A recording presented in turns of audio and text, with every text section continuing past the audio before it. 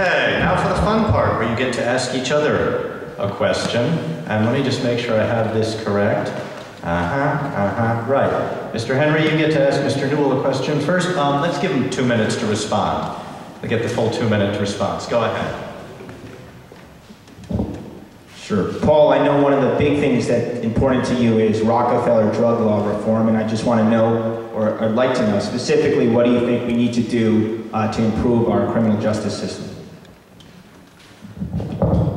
Thanks, Luke.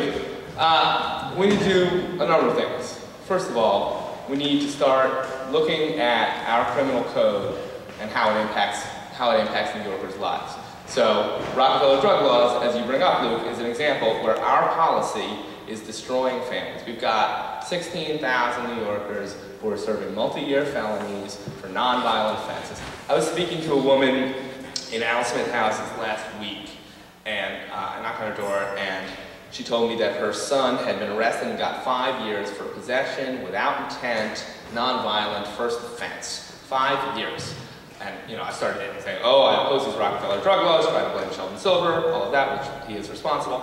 But she says to me, but what I'm worried about now is that I'm getting evicted from my public housing because I harbored a drug felon.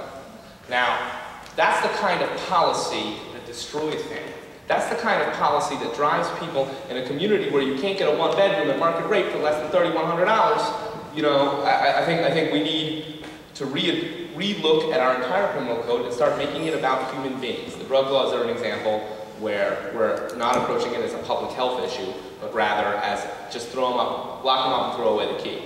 Again, most New Yorkers oppose these laws, but we can't get them changed because we've got a secret room in Albany. Number two, I think we need to fully fund legal services.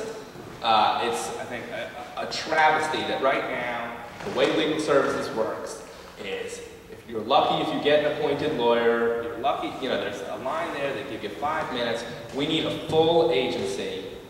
A full agency. Now, it can be outsourced the way it is now to nonprofits, but it needs to be fully funded that we have enough lawyers to defend all of indigent clients in New York. Okay.